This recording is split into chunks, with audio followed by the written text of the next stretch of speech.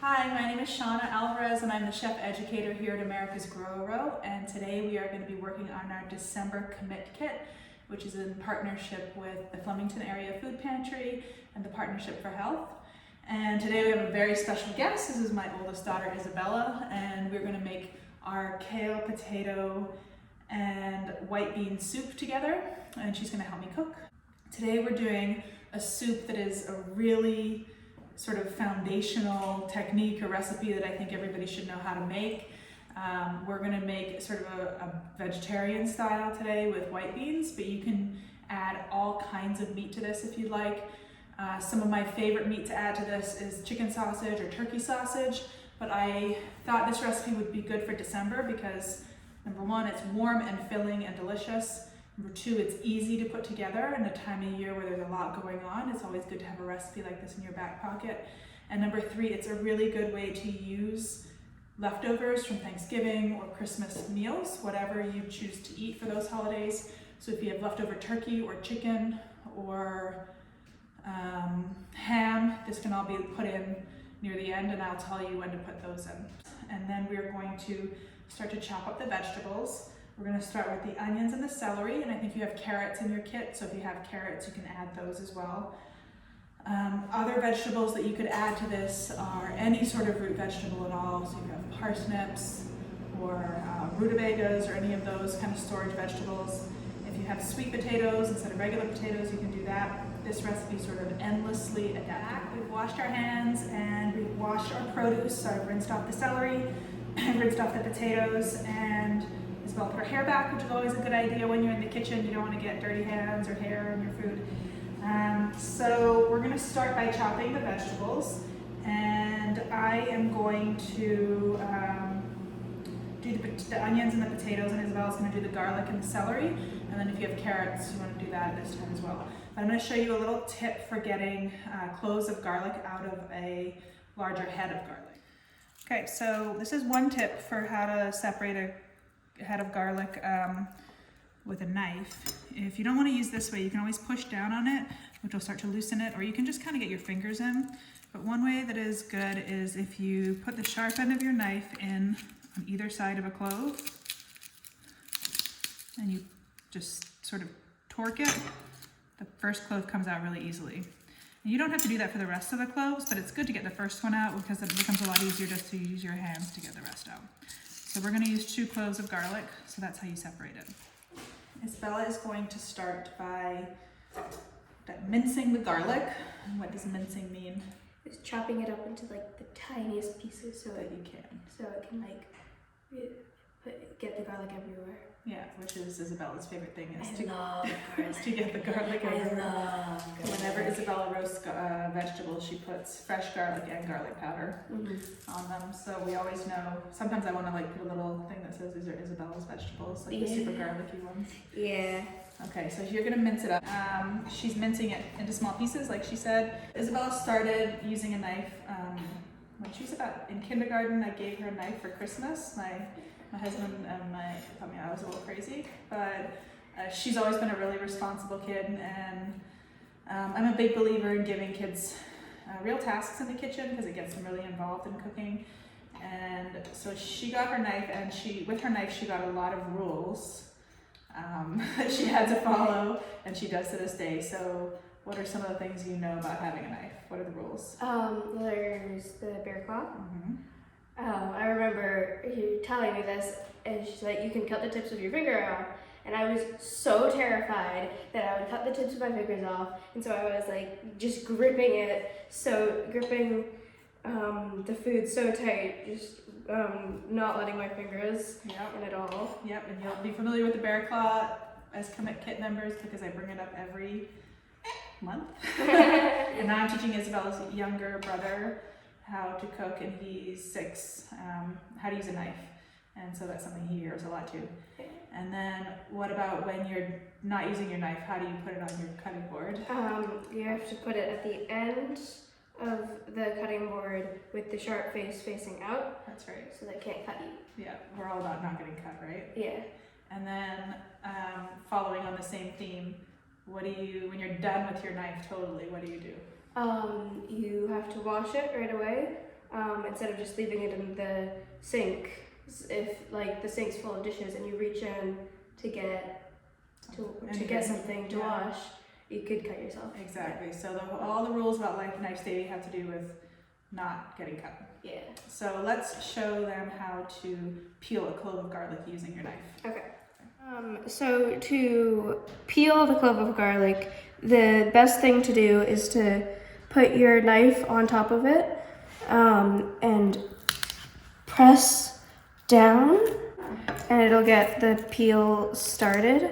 So you can just finish peeling everything off. Mm-hmm. And if you have little kids that you don't want to give them a knife to do that with, you can use sort of one of those plastic knives that are made for kids to do that. It's a great first job. You can even use sort of the side of a, they're called like bench scrapers that you might use for baking, anything like that. And then to mince, you'll see Isabella is going through one way, just sort of narrow cuts. And then she's gonna go through the other way. And it'll be pretty minced. And then once she has it all sort of cut up a little bit, she will just kind of roughly chop, maybe roll it over and get that side. And in something like a super stew, it doesn't really matter how even the cuts are. It's not something more precious. It's going to cook for a little while, so it doesn't really matter that much. So we've chopped the garlic or minced the garlic rather, if you're going to be technical, and we're going to cut the rest of the vegetables. So the celery, I see a lot of times people sort of cutting off a lot of the end and a lot of the top and getting rid of the leaves, and I'm here to tell you to stop doing that because the celery leaves taste just like the celery stalk, and so you don't want to waste them. So when you are cutting off the end of celery, just cut off like the bare minimum. If it's really dirty or if it's like dry or shriveled, you can cut off more. And the same with the tip. Sometimes the tip of celery, if they've been in your fridge for a while or the grocery store for a while, can get a little shriveled and brown, but otherwise do not waste the leaves. The leaves taste great. Sometimes when I make like a salad with celery stalks, I'll use the leaves as part of the like salad or as a garnish. They're really delicate. They're kind of like parsley, but they taste exactly like celery. So Isabella's going to cut the celery and she's just going to mince it or thinly slice it. And so we're just looking for about that size. And you guys have carrots as well, so cut your carrots to the same size as your celery roughly, so they cook at about the same amount of time. And so she's gonna cut these celery ribs up. Sorry, hit your knife, not safe. Okay, and while Isabella cuts the celery, I'm gonna cut the onion because I couldn't get her to do that one. No, I don't like cutting onions. Yeah, not many people do. Yeah. So I'm just gonna cut this in half, I'm gonna peel it, and then I'm gonna dice it as well. Okay, so all of our veggies are chopped up and they're in the pot, waiting for us to go, but we're going to get totally prepped, and in a professional kitchen this is called having your mise en place done, and mise en place is just French for to put everything in its place. And it's a real idea that I think separates professional cooks from home cooks, and if you learn how to do this at home, a lot of your cooking gets easier because your station's cleaner and you're not surprised if you don't have an ingredient but you're halfway through the meal, cooking the meal. We're gonna cut, Isabel's gonna cut 2 potatoes and I'm gonna cut 2 potatoes. Okay, so the veggies and garlic are in here, the oil, and it smells really good. It does. I'm gonna add a little bit of salt and a little bit of pepper. And then this is also a good time to add any other seasonings that you like dried oregano, dried thyme, rosemary, Italian seasoning, anything like that is really good to put in right now. If you're gonna add fresh herbs, we'll add those at the end. But anything dry will go in right now. So like any powders or anything like that? Yeah, and because dried herbs and fresh herbs sort of react to heat in different ways. Dried herbs, they like to be in oil. The oil and the heat sort of help release all the flavors. The fresh herbs are so tender and delicate that you just put them in right at the end if you want to get the maximum flavor. The only main difference is an herb like oregano or rosemary that's very, grows on a really woody stem. Those are a little bit more hardy, and those can go in and handle being cooked for a little bit longer than something like parsley.